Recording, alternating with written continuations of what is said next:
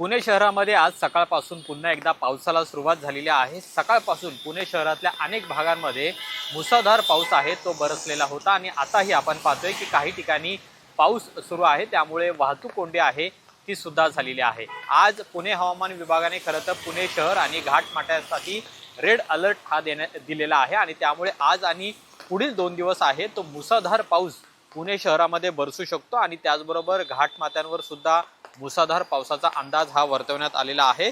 Red alert हा देण्यात आलेला आहे।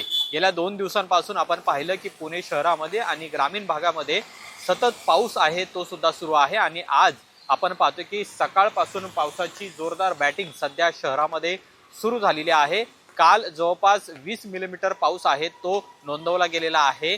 दुसरीकडे खडकवासला धरण हे आता सध्या 73% इतकं भरलेलं आहे आणि त्यामुळे आज दिवसभर धरण क्षेत्रातही मुसळधार पावसाचा अंदाज वर्तवण्यात आलेला आहे। त्यामुळे आज पुन्हा मुठा नदीमध्ये पाण्याचा विसर्ग हा खडकवासला धरणामधून केला जाऊ शकतो। त्यामुळे नदी पात्रालगतची जी वाहनं आहेत त्याचबरोबर नदी पात्रालगत राहणारे जे नागरिक आहेत यांनी सुद्धा खबरदारी घ्यावी असं आवाहन जलसंपदा विभागाकडून करण्यात आलेलं आहे। सध्या आपण सकाळची वेळ आहे, ही दृश्य पाहतोय की अनेक ठिकाणी पावसाची रिपरिप सध्या सुरू झालेली आहे आणि या पावसामुळे नागरिकांचे सुद्धा काही प्रमाणामध्ये हाल होत आहेत, कारण की बाहेर कामासाठी किंवा विद्यार्थी जे शाळेसाठी बाहेर पडलेले आहेत त्यांना वाहतूक कोंडीचा सुद्धा सामना करावा लागतोय। अनेक ठिकाणी पाणी सुद्धा साचल्याच्या घटना आहेत त्या घडलेल्या आहेत। आज रेड अलर्ट हा देण्यात आलेला आहे आणि त्यामुळे नागरिकांनी खबरदारी घ्यावी असं आवाहन हवामान विभागाकडून करण्यात आलेलं आहे आणि आज आणि उद्या रेड अलर्ट हा पुणे जिल्ह्यासाठी देण्यात आलेला आहे। त्यामुळे आज सुद्धा मुसळधार पाऊस बरसेल आणि दुसरीकडे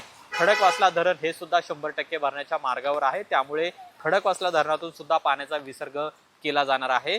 गेल्या 2 दिवसांपासून पुणे शहरामध्ये पुन्हा एकदा पावसाचं आगमन झालेलं पाहायला मिळते। मध्यंतरी जवळपास 5 ते 6 दिवस पावसाने खंड घेतलेला होता, पण आता पुन्हा एकदा जुलै महिना हा संपत आल्यानंतर पावसाने पुन्हा एकदा जोरदार बॅटिंग करायला सुरुवात केलेली आहे।